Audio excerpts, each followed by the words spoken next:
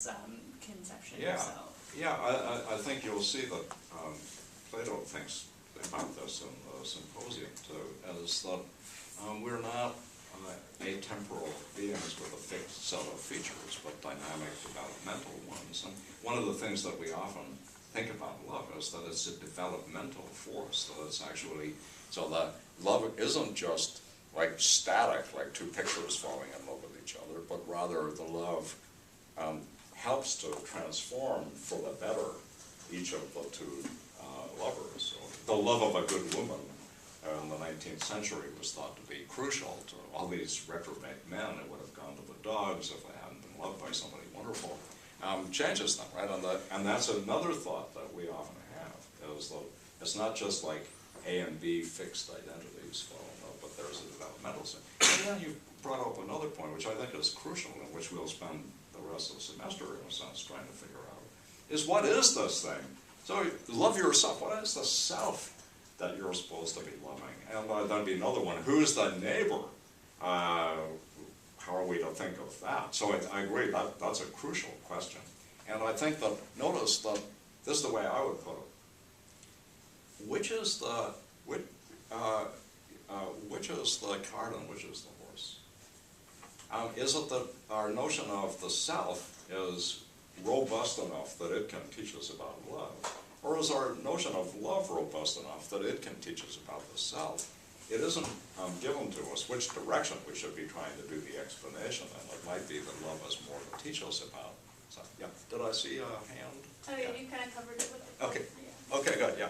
I think, Yeah. I didn't get this in the book, that it's like very purposeful that the second that this commandment comes Yeah. after the love God, because there's like another thing in the Christian tradition, it's like God is in all of us. Yeah. So if you love God first, right, if you truly love God, then I think it comes, and if God is in all of us, right, Yeah. then it's kind of like loving that neighbor is like seeing God in someone else, Yeah. like loving them. Yeah. I think that that's the way Kierkegaard goes. He thinks, well, if you can love God, then we're all little reflections of God. And see, it's not so hard to love the others because you see them all as little reflections of God. I give the following example, so which you'll see the point of. So you're in a restaurant having dinner with your beloved, as you think, right? And you notice that she's looking at you with those kinds of eyes that lovers look at you with, right? Like the virgin looks at the child, kind of, right? She's looking at herself, and you're so moved by the look, you may think, oh, God, it's so great to be looked at that way, right? And you say, God, I just love the way you look at me. And she says, no, I can see myself reflected in your glasses. Notice that that's not an uptick in your appreciation, right? You don't think, oh, great, yeah, great. I mean, I love you and you love you, so that's great. No, you think, oh, bummer, right?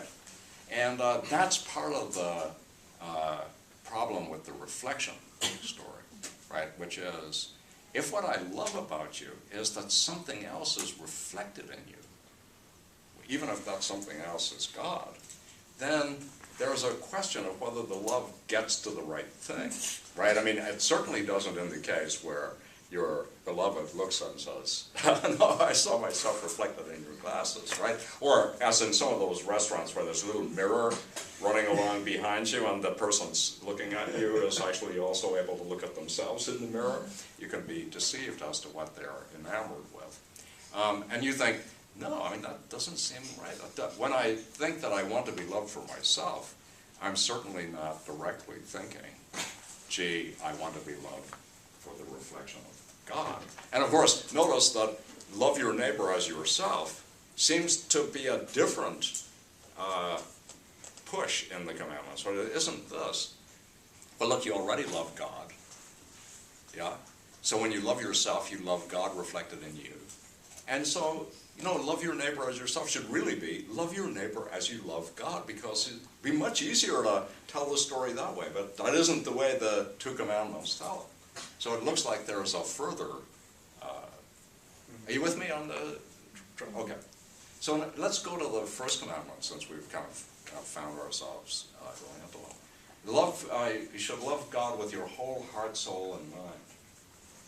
Okay, so can you think of any problems with that command? Yeah. This is going to sound crude, but what is the difference between loving with the heart versus the soul versus the There's gonna mind? be- What yeah. kind of metaphysical questions does Yeah, this yeah, raise? yeah, well, exactly. There's a question about what you've been asked to do, but I suppose and what about the kidneys? Do I have to love with those two? So heart, soul, and mind, you might wonder just what those are. But I take it part of the idea is, so all of you, right? The whole Megillah. Don't hold back and say, well, right? Yeah. Well, how is one supposed to love God erotically in that case? Well, so if there's there's a question, but that's the general one, isn't it? About what's the kind of love that's involved. It would be strange, but as we see, we shouldn't let strangeness worry us so completely that we just put aside the strange. It would be strange if God was actually inviting you to have a sexual relationship with him, in part because it's not clear what that would involve, right?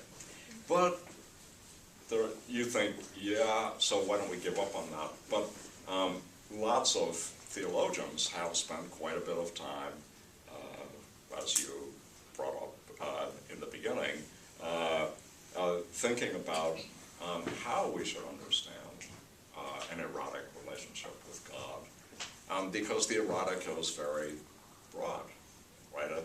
You can have an erotic love or desire for something that isn't another person. Fetishists, as we brought up, do that, right? They get turned on by shoes or handbags or whatever it is, and not by people.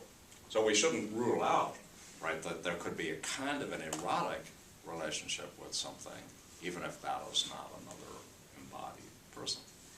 But now there's a further worry about, so we've got, what are all these three components?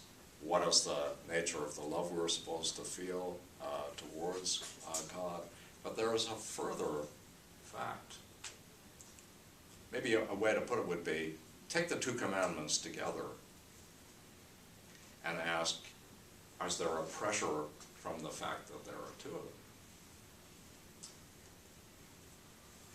Do you remember the Cordelia problem? It was in the reading, so you should know.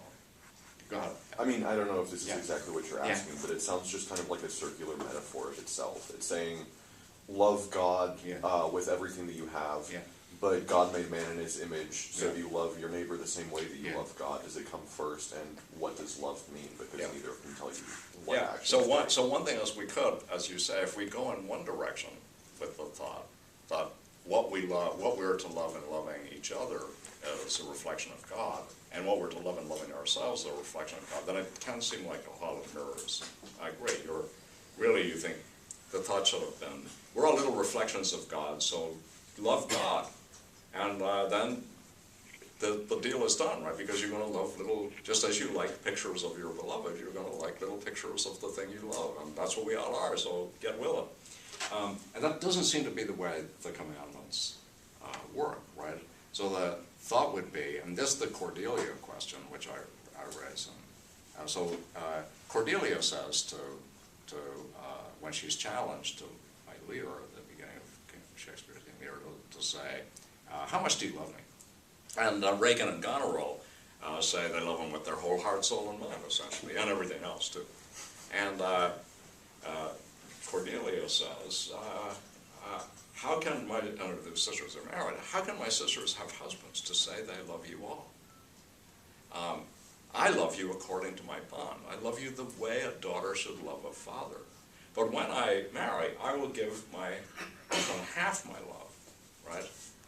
And what she's saying is, a father who demands all of his daughter's love is not giving her any love left over to love anybody else with. So he's the sole focus.